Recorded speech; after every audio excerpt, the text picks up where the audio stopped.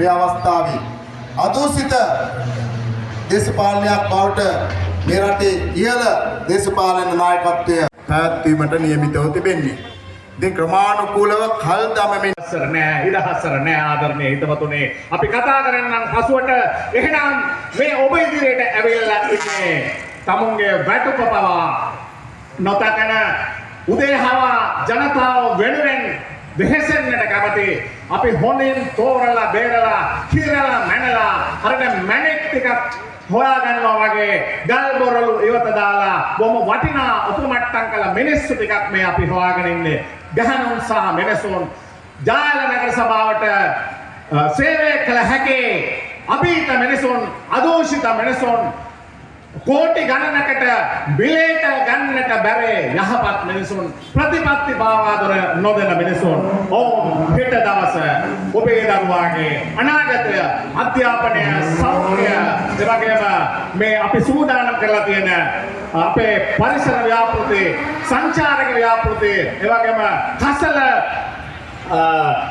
ව්‍යාපෘති ඒ වගේම ගම් වතුර වැලැක්වීම ව්‍යාපෘති සොයිසාල ව්‍යාපෘති ගණනාවක් උත්සාහයක් ගත්තා අපේ ජනතා විමුක්ති පෙරමුණ හැටියට අඛණ්ඩව කරපු අරගල වලින් මාස 3කට වැඩි කාලයක් සභාපති උන්නහැට මුදල් ගන්න දුන්නේ නැහැ ඒ කොන්ත්‍රාත්කරුවෝ අඬන අපේ පස්සෙන් ආවා අන්තිමට ඔය සදවේයි කියන දැන් ජනතාවට විමුක්තිය ගෙනල්ලා දෙනවායි කියන බිමටම වැඩිච්ච මිනිස්සු ජනතාව විසින් පළවා හරපු මිනිස්සු අන්තිම මොහොතේ කරන්න පුළුවන් උප්පර වැට්ටි දාලා වල බලය ජාතික ජනබලවේගයේ ඒ අදූෂිත පාලනයට නතු කිරීමට බලාපොරොත්තු වෙනවා මේ රටේ ජනතාව පුලපුලා බලා සිටිනවා ඒ වෙනස ඇති කිරීමට ඒ වගේම අපි දන්නවා මේ රටේ සමුපකාර සංගම් තියෙනවා ඒ වගේම සමුපකාර සමිති ඒ වගේම පළාත් සභා මේ සියලු තැනකම බලය ජාතික ජනබලවේගයට ලබා දෙන්න දැන් මේ රටේ ජනතාව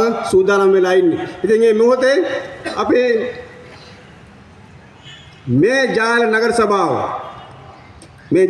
සභාව කියන්නේ අත් වශයෙන්ම මේ ජාල ජනතාවගේ මුදල් අපි ගෙවන වරිපණම් මුදල් විවිධාකාරයෙන් ගෙවන බදු මුදල් දඩ මුදල් මුද්දර ගාස්තු මේ ආදි වශයෙන් විවිධාකාරයෙන් එකතු වෙන මුදල් කෝටි 30ක් 40ක් වුණ මුදලක් වාර්ෂික එකතු වෙන තනක් ජාල නගර සභාව කියන්නේ.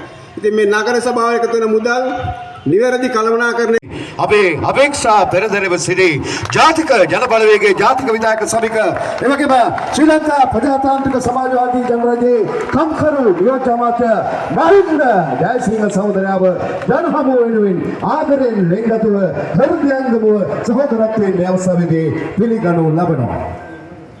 ජයග්‍රහණය කරලා අපි රටට අවශ්‍ය කරන හොඳ නායකයෙක් පත් කරගත්තා.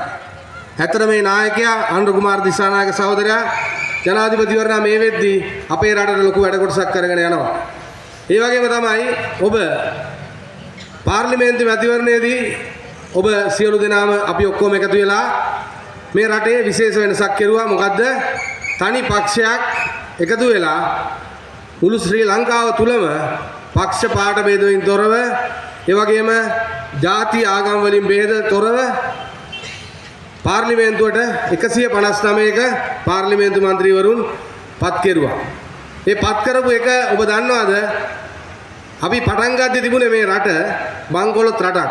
හැබැයි මේ බංකොලොත් රට මාස 4ක් 5ක් ඇතුළත බංකොලොත් භාවයේ මුදවගෙන අපි මේ රට එක තැනකට අරන් ආවා. හැබැයි මේ රටේ මේ මැතිවරණ දෙකේ යද්දී ඔය විපක්ෂයේ කණ්ඩායම් කිව්වේ අපි බලය ගත්තට පස්සේ මේ රට කොතනටද යන්නේ කියලා. මේ රට බංකොලොත් වෙනවයි කිව්වා. තවත් මේ රටේ තෙල් මිල වැඩි වෙනවයි කිව්වා. ඩොලර් එක රුපියල් 400ට 500ට යයි කිව්වා. මේ රටේ පෝලිං ඇති වෙයි කිව්වා. මේ රට කරගන්න දෙයක් නැතු වෙන තත්ත්වෙට රටේ කිව්වා. නමුත් අපි ඒක ක්‍රමානුකූලව මේ රට බංකොලොත් භාවයේ මුදවලා දැන් රට ස්ථාවරත්වයකට අරන් ඇවිල්ලා තියෙනවා.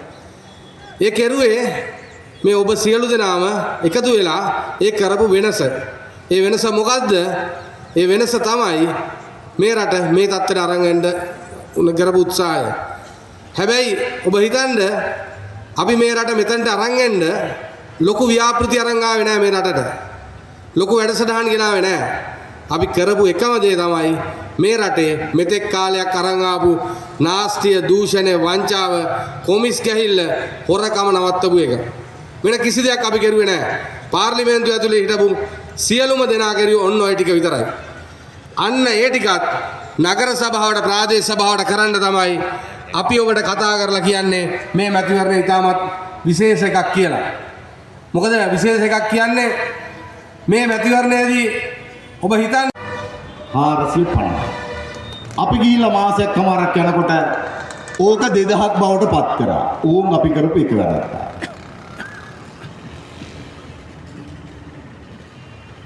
අපේ ජනාධිපතිතුමා විදේශ සංචාර 3ක් ගියා. වියදම් කරේ ලක්ෂ 18යි.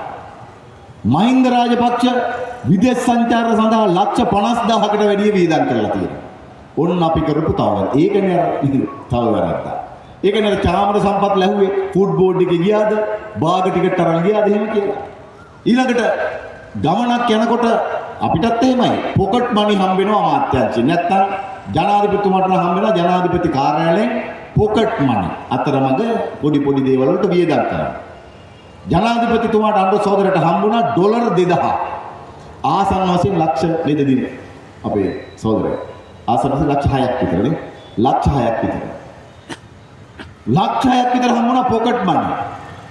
ඒ ඩොලර් 2000ම ලක්ෂ 6ම ගෙනල්ලා අහපව් බාර දුන්නා. ඔන්න කරපු තව වැරද්දක්. අරුන් වගේ නියම වියදම් කරන්න එපා. මදි නම් අහපව් ඉල්ල තව කීයක් හරි ඉල්ල ගන්නත් එපා. නේද? ඔන්න කරපු වැරද්දක්.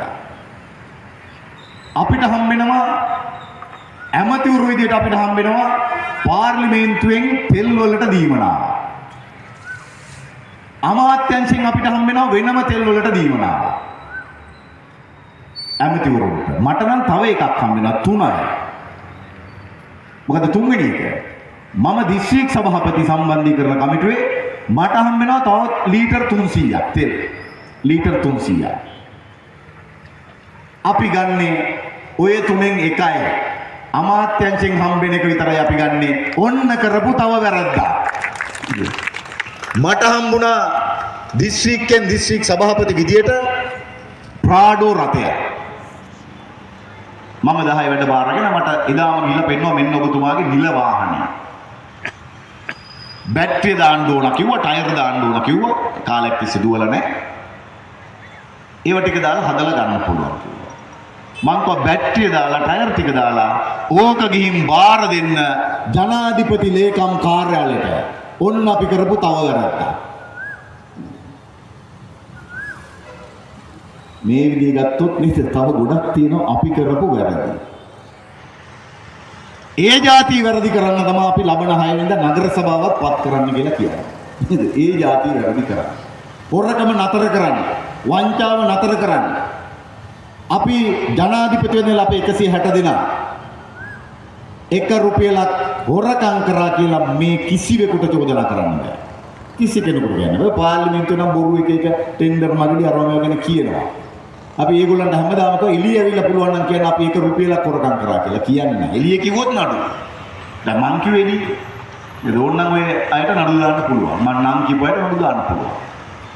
ඒ නිසා අපි මේ ගෙවුණු මාස 5 ඇතුලේ පෞගේ අවුරුදු 76ක් තිස්සේ ආණ්ඩුවලට වඩා අපේ ආණ්ඩුව වෙනස් වෙන්නේ කොහොමද කියලා අපි පෙන්නලා තිබෙනවා. ඊළඟට නේද ඇමති කෙනෙක් යනකොට වෙනදා කොහොමද? මෙතෙන් ඇමති ඉන්න කලින් එනවා කවුද? නේද බටයෝ ටික. ඇවිල්ලා වට කරගන්න. ඊට පස්සේ ඇමතිට දෙපැත්තෙන් එනවා බෑකප් ආරක්ෂිත වාහන ටික. අපේ ජනාධිපතිතුමායි අගමැතිතුමියයි අර කිසිවෙක් ආරක්ෂිත රථ ආරක්ෂාව ගන්නෙ නැහැ. ඔන්න අපි කරපු තව වැරද්දක්. කිසිවෙක් ආරක්ෂාව ගන්නෙ නැහැ. අපි කරපු තව වැරද්දක්. ඒ නිසා අපි ඔබ තමුන්නාන්සලට කියන්න ආවා. නේද? දැන් මේ ආණ්ඩුවට වෙන කියන්න වැරදි නැහැ. ඉතින් රිලව් ගැනයි වඳුරෝ ගැනයි නේද? අපෙන් තව මොකක් හරි බැරි වෙලාවත් අපේ කතාවකදී වචනයක් පිට වුණොත් ඒක අල්ලගෙන ඒවා ඔස්සේ තමයි මේ විපක්ෂයට දුවන්න සිද්ධ වෙලා තිබෙන්නේ. ඒ විතරක් නෙමෙයි දැන් ගොඩක් අය යනවා හොරු ඇල්ලුවා. නේද? එහෙමත් අහනවා. හොරු ඇල්ලුවා. දැන් කී දෙනෙක් ඇතුළේ